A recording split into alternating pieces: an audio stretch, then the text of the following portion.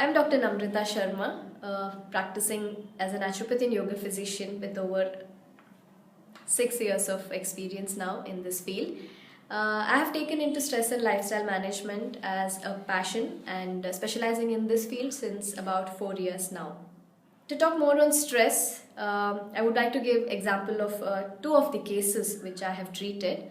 One of the patients who came to me had complaints of palpitation and sleeplessness. She used to get very fidgety, and she was about 19 years of age, and she was doing her medical course. She was doing her MBBS. And during the consultation and a part of evaluation, which is known as psychometrics, where we do the stress evaluation, we measure the person's changes based on their life events, symptoms of stress, signs of stress, know how they cope with stress, and how they consider they are at the physical health level. Plus, we also do certain measurements known as the heart rate variability measurements, which is one of the important measures of autonomic functions, which help us to know if the person is stressed in their physiological level as well. Now, based on the consultation, evaluation, and measurement, we came to the conclusion that she's on a sympathetic high or a sympathetic arousal, which is nothing but she is stressed. Now, as we dug deeper into the case through our counselings, we got to know that she's a person who wants to be a perfectionist, and she wants to get into higher studies with a good merit. She was from a minor community, and because of a lot of restrictions and coming from a traditional background, she wanted to prove herself at one go. So she was striving a lot to attain that academic excellence. Apart from that, on a physical level, because she was residing in a location very far away from her college, she had a lot of travel fatigue, and this travel fatigue added on to the mental stress which she had. And this is about one of the cases which I have treated, which is core stress. We could call it as an acute stress. And also more to mention that every time she had her exams, this stress would aggravate. Her problem was she was not able to concentrate, particularly during the examination times. And though she had studied all through the year without feeling stressed, during the exam time, everything, all the measures of stress management, which she had personally followed on her own, prayer and whatnot, and even support from her parents, nothing helped during that particular acute stress phase. And she would also forget. She would be very confident until the previous day, but then she enters the examination hall and she would just forget whatever she had studied. And another case which I would like to talk about is of a young boy, about 13-14 years, going to class 8. So he came, his parents brought him with complaints of increased weight. He was a small child, he was pretty plumpy, and he had a very strange symptom. He had a symptom of pulling out hair from his head, so much so that his head in the crown had gone bald at the age of 14.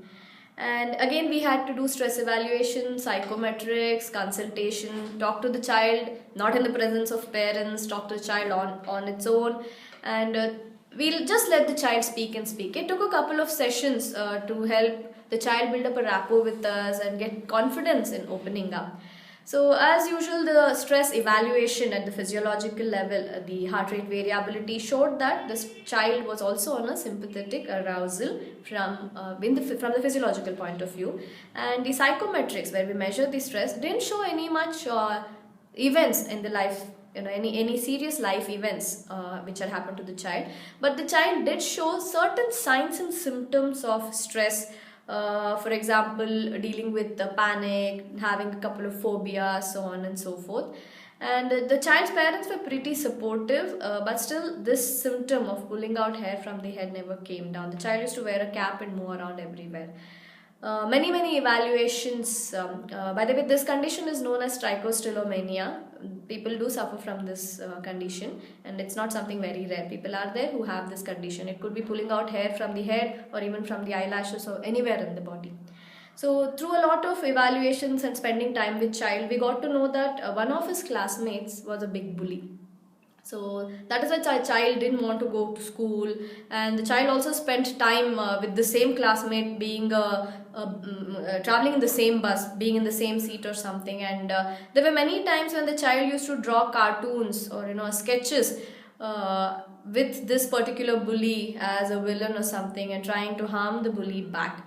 So this made the child not want to go to school, throw tantrums, and he used to actually feed his stress. That is one of the symptoms. When a person is stressed, they tend to eat more. So this could be one of the reasons for obesity, was our provisional diagnosis. So these two were the cases of stress, especially in youth and youngsters. And how we managed is, being from the indigenous system of medicine, we know that yoga has a long history, about 5,000 years of history in how to manage stress. They say yoga is the one to calm down the mind. Apart from that, currently we have 3,000 odd research papers on yoga. So it gives us good amount of evidence base to show that yoga is indeed helpful for stress. So as a prescription for yoga, we dug up all the research papers which have worked on stress management in yoga, and there is this one particular technique which is called the cyclic meditation. Usually people who are too stressed, they cannot sit down, concentrate and meditate. Their mind tends to waver a lot. So this particular meditation, which is actually very suitable for patients, it is a meditation which uses movement to bring about awareness. It is a coupling of stimulation and relaxation throughout the practice of about 25 minutes of the structure meditation technique. So we gave this particular technique in both these cases, along with breathing exercises. Breathing exercises are something which uses body movements synchronized with breathing and synchronized with chanting of a couple of syllables to help them calm down the mind. And in the case of the second case which I mentioned about the child, he had too much of energy within him. This also could have led to stress. So what we planned is first to give him a lot of dynamic activities like warm-up exercises and Surya Namaskar in a very playful way, so that the child also cooperates with us. And once the child came into the level of fatigue, then we gave him a lot of relaxation, and eventually we moved him into the pranayama and the cyclic meditation phase. And by the end of 3 months to 4 months, we saw a lot of difference in the child. The child actually became more friendly towards this bully, and they patched up, and there was a lot of positive difference in the child, and the hair plucking also eventually came down. And in the former case which I mentioned about the girl who was doing her medicine, she came out with flying colors even after her final year. She came to me during her third year final exams. She did well in that. Again, she came back to me before her final year final exams, and then at the end of it she came out with real good marks, and currently she's doing an MBBS and wants to study further into she wants to do a master's in ophthalmology. So this was the positive impact of yoga and counseling which we have seen in managing stress.